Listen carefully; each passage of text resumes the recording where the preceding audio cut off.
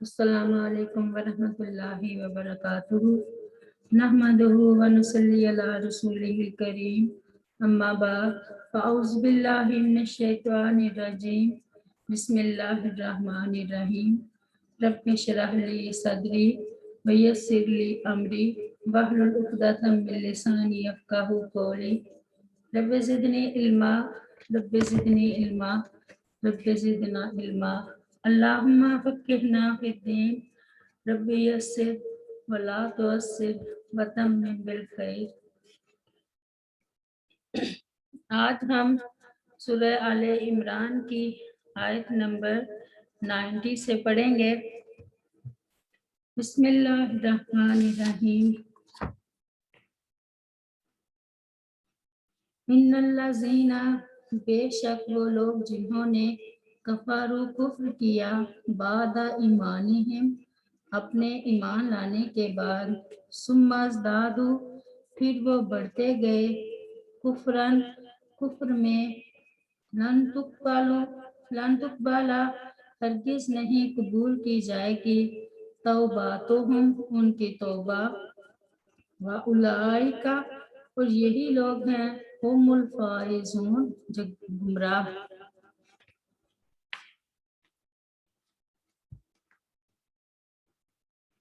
اس آیت میں اللہ تعالیٰ وعید اور خوف دلاتے ہوئے فرماتا ہے کہ جو لوگ ایمان کے بعد کفر کو اختیار کر لیں، پھر کفر میں اور بڑھ جائیں، حتیٰ کہ اپنی موت تک کافر ہی رہیں، تو بوقت موت ان کی توبہ ہرگز قبول نہ کی جائے گی۔ اس سے معلوم ہوا کہ توبہ فوراً کر لینی چاہیے۔ ایسا نہیں ہونا چاہیے کہ ساری زندگی کفر یا کوئی گناہ کرتا رہے اور موت کے وقت توبہ کرنا چاہے تو ایسی حالت میں توبہ قبول نہیں ہوگی۔ ارشاد باری تعالیٰ ہے، انما التوبات علی اللہ للذین یعملون السوء بجہالۃ ثم یتوبون من قریب فاولئک یتوب اللہ علیہم وکان اللہ علیما حکیما ولیست التوبۃ للذین یعملون السیئات حتی اذا حضر احدهم الموت قال انی تبت الآن وللذین یموتون وهم کفار اولئک اعتدنا لهم عذابا علیما۔ سورۃ النساء میں توبہ جس کا قبول کرنا اللہ رب العزت کے ذمہ ہے، صرف ان لوگوں کی ہے جو جہالت سے برائی کرتے ہیں، پھر جلد ہی توبہ کر لیتے ہیں، تو یہی لوگ ہیں جن پر اللہ تعالیٰ پھر مہربان ہو جاتا ہے۔ اور اللہ تعالیٰ ہمیشہ سے سب کچھ جاننے والا، کمال حکمت والا ہے۔ اور توبہ ان لوگوں کی نہیں جو برے کام کیے جاتے ہیں، جہاں تک کہ جب ان میں سے کسی کے پاس موت آ جاتی ہے تو وہ کہتا ہے بے شک میں نے اب توبہ کر لی، اور نہ ان کی ہے، اور جو اس حال میں مرتے ہیں کہ وہ کافر ہوتے ہیں، یہ لوگ ہیں جن کے لیے ہم نے دردناک عذاب تیار کیا ہے۔ آیت نمبر 91۔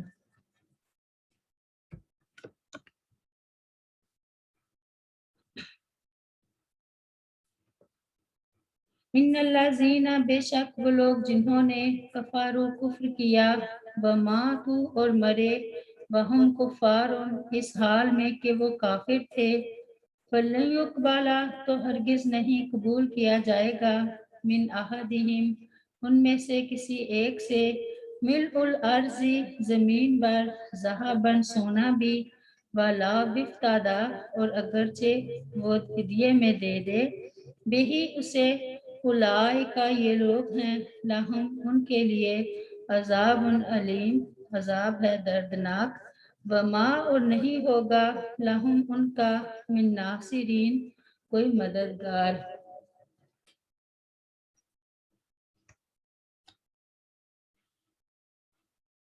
जिन लोगों ने कुफर की राह इख्तियार की और हालत कुफर ही में मर गए तो अल्लाह ताला ने क़यामत के दिन उनका अंजाम बताया है कि उस दिन किसी के पास कोई माल नहीं होगा, लेकिन अगर फर्ज कर लिया जाए कि किसी के पास माल और दौलत हो तो चाहे वो पूरी जमीन के बराव के बराबर भी सोना देकर अपनी जान जहन्नम की आग से छुड़ाना चाहे तो बच ना सकेगा। यानी कोई भी चीज उसे अल्लाह के अजाब से ना बचा सकेगी। इरशाद बारी ताला है, इन्नल्लज़ीना कफरू लो अन्ना लहुम मा फिल अर्ज़ि जमीया व मिस्लहु माअहु लियफ्तादु बिही मिन अज़ाब यौमिल क़ियामति मा तुक़ब्बिला मिनहुम वलहुम अज़ाबुन अलीम युरीदूना अन यख़रुजू मिनन नारी व मा हुम बिखारिजीना मिनहा वलहुम अज़ाबुम मुक़ीम। सूरत अल माइदा में, बेशक जिन लोगों ने कुफ्र किया अगर वाकई इनके पास जमीन में जो कुछ है वो सब और उसके साथ उतना और भी हो ताकि वो इसके साथ क़यामत के दिन के अजाब से फिदिया दे दें तो उनसे कबूल ना किया जाएगा और उनके लिए दर्दनाक अजाब है। वो चाहेंगे कि आग से निकल जाएं, हालांकि वो इससे हरगिज निकलने वाले नहीं और उनके लिए हमेशा रहने वाला अजाब है। और फरमाया, वत्तकू यौमल्ला तज्ज़ी नफ्सुन अन नफ्सिन शैअन वला युक़बलु मिनहा शफ़ाअतुन वला युख़ज़ु मिनहा अदलुन वला हुम युनसरून। सूरत अल बकरा में, और उस दिन से बचो जब ना कोई जान किसी जान के कुछ काम आएगी और ना उससे कोई सिफारिश कबूल की जाएगी और ना इससे कोई फिदिया लिया जाएगा और ना उनकी मदद की जाएगी। सैयदा आयशा रज़ी अल्लाह अन्हा बयान करती हैं कि नबी करीम सल्लल्लाहु अलैहि वसल्लम से पूछा गया कि अब्दुल्ला बिन जदआन जाहलियत में सिला रहमी करता था, मिस्कीनों को खाना खिलाता था, तो क्या इन अच्छे कामों का उसे कोई फायदा होगा?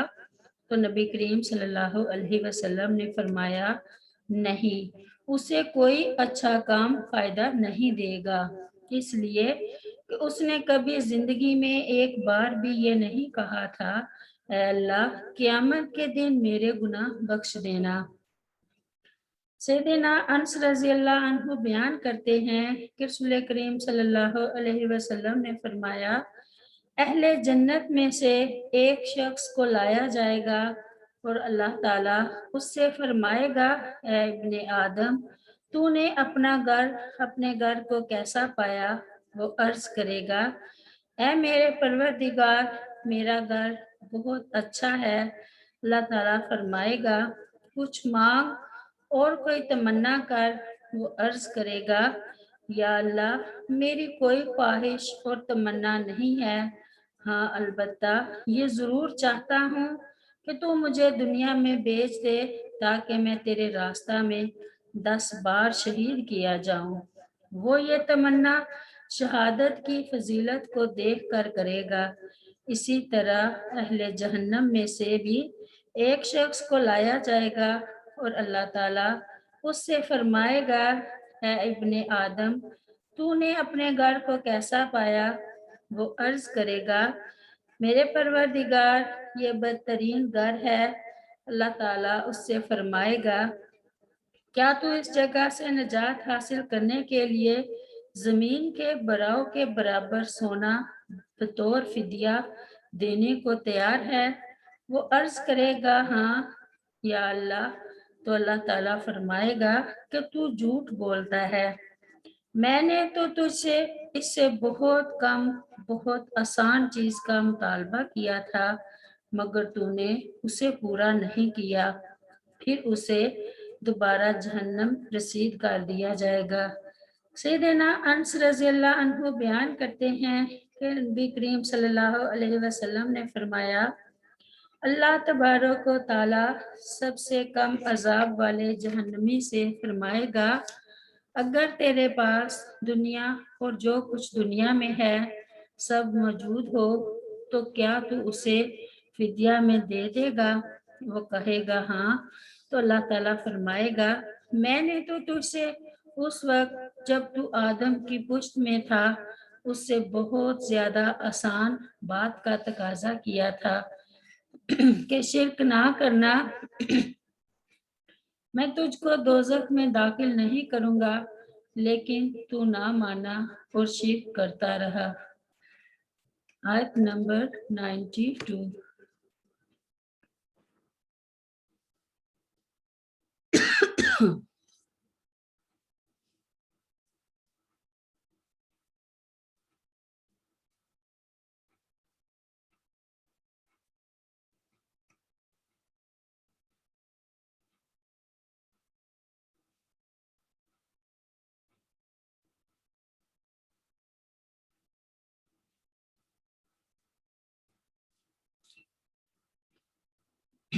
لن تنالوا البر، ہرگز نہیں تم حاصل کر سکو گے نیکی، حتیٰ یہاں تک کہ تنفقو تم خرچ کرو، مما کچھ ان چیزوں میں سے جو تحبون تم پسند کرتے ہو، وما اور جو تنفقو تم خرچ کرو گے، من شیئن کوئی چیز، وَإِنَّ اللَّهَ تو بلا شبہ اللہ تعالیٰ بھی اس کو علیم خوب جاننے والا ہے۔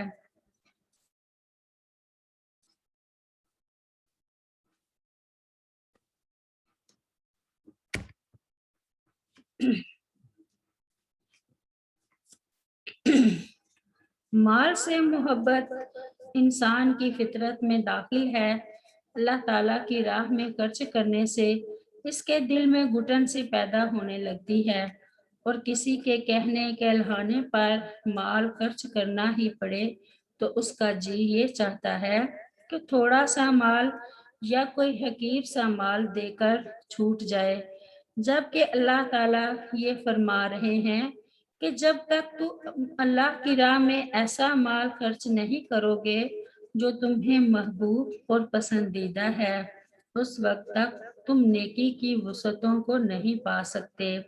ارشاد باری تعالیٰ ہے، یا ایھا الذین آمنوا انفقوا من طیبات ما کسبتم ومما اخرجنا لکم من الارض ولا تیمموا الخبیث منہ تنفقون ولستم بآخذیہ الا ان تغمضوا فیہ واعلموا ان اللہ غنی حمید۔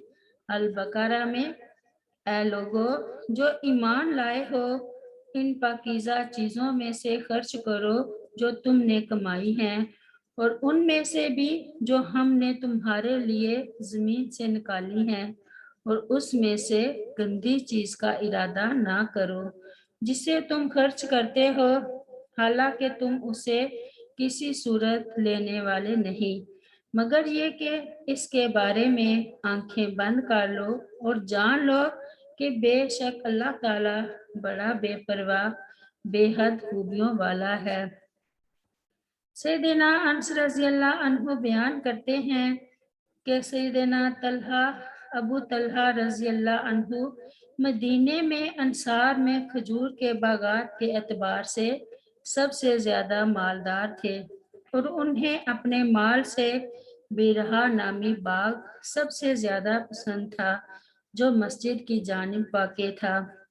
نبی کریم صلی اللہ علیہ وسلم بھی اس باغ میں تشریف لے جاتے اور اس کے نفیس پانی کو نوش فرمایا کرتے تھے۔ سیدنا انس رضی اللہ عنہ بیان کرتے ہیں کہ جب یہ آیت نازل ہوئی، لَن تَنَالُوا الْبِرَّ حَتَّىٰ تُنْفِقُوا مِمَّا تُحِبُّونَ، تم پوری نیکی ہرگز حاصل نہیں کرو گے جہاں تک کہ اس میں سے کچھ خرچ کرو جس سے تم محبت کرتے ہو۔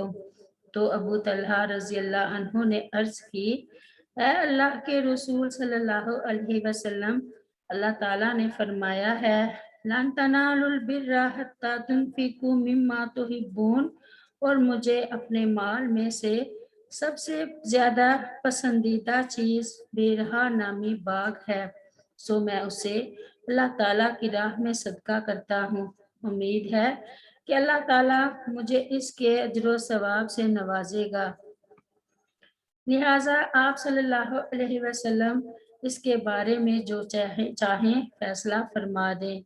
یہ سن کر نبی کریم صلی اللہ علیہ وسلم نے فرمایا، بہت خوب، بہت خوب، یہ منافع بخش مال ہے، یہ منافع بخش مال ہے، میں نے تمہاری بات سن لی ہے،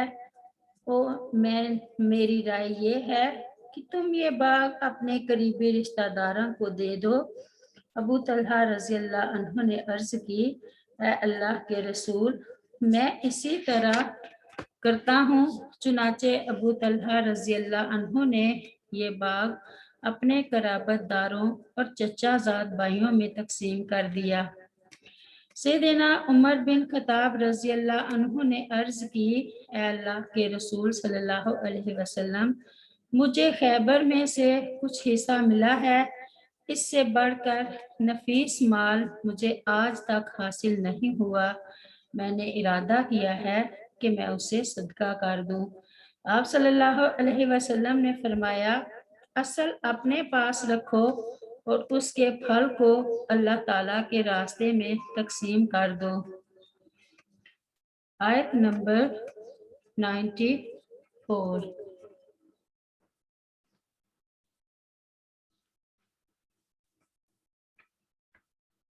کل الطعام تمام کانا حلل بنی اسرائیل حلال تھا بنی اسرائیل کے لیے، اللہ سوائے ما حرما اس کے جو حرام کر لیا تھا اسرائیلو یعقوب علیہ السلام نے اللہ نفس ہی اپنے نفس پر، من قبل اس سے پہلے، ان تو نزلہ کہ نازل کی جائے، لَالتَّوْرَاتُ تورات، کل کہہ دیجئے فَأْتُوا بِالتَّوْرَاتِ تو تم لے آؤ تورات، فَاتْلُوہا پھر پڑھو اسے، ان کنتم اگر ہو تم صادقین سچے۔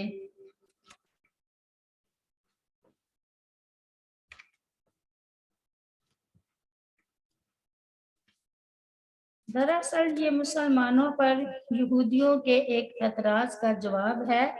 انہوں نے نبی کریم صلی اللہ علیہ وسلم سے کہا کہ آپ صلی اللہ علیہ وسلم دین ابراہیمی کے پیروکار ہونے کا دعویٰ کرتے ہیں اور اونٹ کا گوشت بھی کھاتے ہیں، جبکہ اونٹ کا گوشت اور اس کا دودھ دین ابراہیمی میں حرام تھا۔ اللہ تعالیٰ نے فرمایا کہ یہود کا دعویٰ غلط ہے، سیدنا ابراہیم علیہ السلام کے دین میں یہ چیزیں حرام نہیں تھیں، البتہ بعض چیزیں اسرائیل سیدنا یعقوب علیہ السلام نے خود اپنے اوپر حرام کر لی تھی، اور وہ یہی اونٹ کا گوشت اور اس کا دودھ تھا۔ بنی اسرائیل کے علماء اور مشائخ نے اللہ تعالیٰ کی بعض حلال کردہ چیزوں کو حرام قرار دے لیا تھا، اور اس کا ذکر قرآن مجید میں موجود ہے۔ ارشاد باری تعالیٰ ہے، اتخذوا احبارهم ورهبانهم اربابا من دون اللہ، سورۃ توبہ میں، انہوں نے اپنے عالموں اور اپنے درویشوں کو اللہ تعالیٰ کے سوا رب بنا لیا۔ بطور سزا جو چیزیں بنی اسرائیل پر حرام کی گئیں ان کا ذکر بھی قرآن مجید میں موجود ہے۔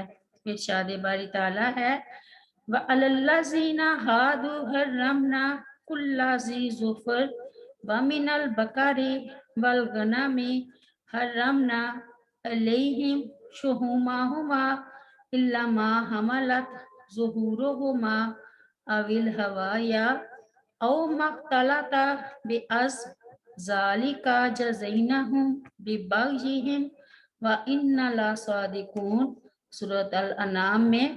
اور یہ ان لوگوں پر جو یہودی بن گئے، ہم نے ہر ناخن والا جانور حرام کر دیا، اور گایوں اور بکریوں میں سے ہم نے ان پر دونوں کی چربیاں حرام کر دیں، سوائے اس کے جو ان کی پشتیں یا انتڑیاں उठाए हुए हों या जो कोई किसी हड्डी के साथ मिली हो, ये हमने उन्हें उनकी सरकशी की सजा दी और हम बिलाशुबा यकीनन सच्चे हैं। और फरमाया फाबिजुल्मिन मिनल्लज़ीना हादू हर्रमना अलैहिम तय्यिबातिन उहिल्लत लहुम व बिसद्दिहिम अन सबीलिल्लाहि कसीरा।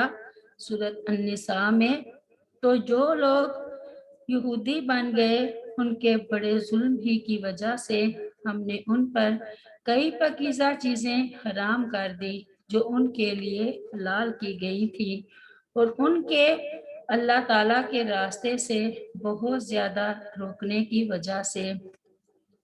सैयदना अब्दुल्ला बिन अब्बास रज़ियल्लाहु अन्हु बयान करते हैं कि यहूदियों की एक जमात नबी सल्लल्लाहु अलैहि वसल्लम की खिदमत में हाजिर हुई और उसने अर्ज की कि हमारी कुछ बातों का जवाब दीजिए, क्योंकि आप सल्लल्लाहु अलैहि वसल्लम नबी हैं और उनका जवाब कोई नबी ही दे सकता है।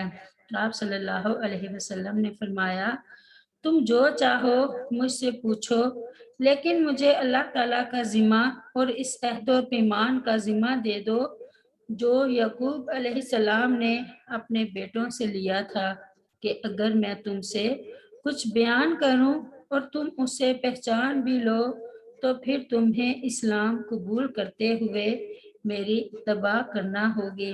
उन्होंने जवाब दिया कि हम आप सल्लल्लाहु अलैहि वसल्लम से ये अहद करते हैं।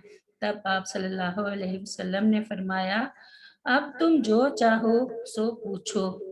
उन्होंने कहा कि आप हमें 4 बातों के बारे में बताइए। नंबर 1, हमें ये बताएं कि वो खाने की कौन सी चीज़ थी जिसे यकूब अलैहिस्सलाम ने तौरात नाज़िल होने से पहले अपने लिए हराम करार दे रखा था। नंबर 2, ये बताइए औरत का पानी और मर्द का पानी कैसा होता है, नीज इससे नर या मादा कैसे पैदा होते हैं। नंबर 3, और ये बताइए कि नबी उम्मी के सोने की क्या कैफियत है। नंबर 4, और फरिश्तों में से उसका दोस्त कौन सा फरिश्ता है। नबी सल्लल्लाहु अलैहि वसल्लम ने उनसे ये अहद ले लिया था कि जब आपने उनके सवालात के जवाबात दे दिए तो फिर उन्हें आपकी इत्तबा करना होगी। आप सल्लल्लाहु अलैहि वसल्लम ने फरमाया, मैं तुम्हें उस जात की कसम देता हूँ जिसने मूसा अलैहिस्सलाम पर तौरात नाजिल फरमाई थी, क्या तुम्हें इस बात का इल्म है कि इसराइल यानी यकूब अलैहिस्सलाम बहुत सख्त बीमार हो गए थे। उनकी बीमारी बहुत तौल इख्तियार कर गई थी, तो उन्होंने ये नज़र मानी थी कि अगर अल्लाह ताला उन्हें शिफा अता फरमा दें तो वो अपने पसंदीदा खाने और पसंदीदा मशरूब को तर्क कर देंगे, और उनका पसंदीदा खाना ऊँट का गोश्त और पसंदीदा मशरूब ऊँटनी का दूध था। ये जवाब सुनकर यहूदियों ने तस्दीक की और कहा, हाँ ये बात दुरुस्त है। आप सल्लल्लाहु अलैहि वसल्लम ने फरमाया, ऐ अल्लाह तू इनके खिलाफ गवाह हो जा। फिर आप सल्लल्लाहु अलैहि वसल्लम ने फरमाया, मैं तुम्हें उस जात की कसम देता हूँ जिसके सिवा कोई मबूद नहीं और जिसने मूसा अलैहिस्सलाम पर तौरात को नाजिल फरमाया था। क्या तुम ये जानते हो कि मर्द का पानी सफेद और गाढ़ा और औरत का पानी पीला और पतला होता है, और उनमें से जो गालिब आ जाए तो अल्लाह ताला के हुक्म से बच्चा या बच्ची उसी मुनासबत से और उसकी मशाबत भी उसी के मुताबिक होती है। अगर मर्द का पानी औरत के पानी पर गालिब आ जाए तो अल्लाह ताला के हुक्म से बेटा पैदा होता है, और अगर औरत का पानी मर्द के पानी पर गालिब आ जाए तो अल्लाह ताला के हुक्म से बेटी पैदा होती है। उन्होंने फिर तस्दीक की कि हाँ आप दुरुस्त फरमाते हैं। इस पर आप सल्लल्लाहु अलैहि वसल्लम ने फरमाया, ऐ अल्लाह तू इनके खिलाफ गवाह हो जा। फिर आप सल्लल्लाहु अलैहि वसल्लम ने फरमाया, میں تمہیں اللہ تعالیٰ کی قسم دیتا ہوں جس نے موسیٰ علیہ السلام پر تورات نازل فرمائی تھی، کیا تم یہ جانتے ہو کہ اس امی نبی کی آنکھیں تو سوتی ہیں مگر اس کا دل نہیں سوتا؟ انہوں نے جواباً کہا، ہاں آپ درست فرماتے ہیں۔ آپ صلی اللہ علیہ وسلم نے فرمایا، اے اللہ تو گواہ ہو جا۔ انہوں نے کہا، اچھا اب آپ یہ بتائیں کہ فرشتوں میں سے آپ کا دوست کون ہے؟ اس جواب کی وجہ سے ہم آپ صلی اللہ علیہ وسلم کے ساتھ ہو جائیں گے یا الگ ہو جائیں گے؟ آپ صلی اللہ علیہ وسلم نے فرمایا، میرے دوست جبرائیل علیہ السلام ہیں، اور اللہ تعالیٰ نے کوئی نبی مبعوث نہیں فرمایا مگر جبرائیل علیہ السلام ہی ان کے دوست تھے۔ یہ جواب سن کر وہ کہنے لگے، نہیں، ہماری راہیں الگ الگ ہیں۔ اگر جبرائیل علیہ السلام کے سوا کوئی اور فرشتہ آپ کا دوست ہوتا تو ہم آپ صلی اللہ علیہ وسلم کی اتباع کر لیتے۔ چنانچہ اس موقع پر اللہ تعالیٰ نے یہ آیت نازل فرمائی، قُلْ مَنْ كَانَ عَدُوًّا لِجِبْرِيلَ فَإِنَّهُ نَزَّلَهُ عَلَىٰ قَلْبِكَ بِإِذْنِ اللَّهِ۔ سورۃ البقرہ میں کہہ دے، جو کوئی جبرائیل کا دشمن ہو تو بے شک اس نے یہ کتاب تیرے دل پر اللہ تعالیٰ کے حکم سے اتاری ہے۔ سبحان ربک رب العزت عما یصفون وسلام علی المرسلین والحمد للہ رب العالمین۔ السلام علیکم ورحمۃ اللہ وبرکاتہ۔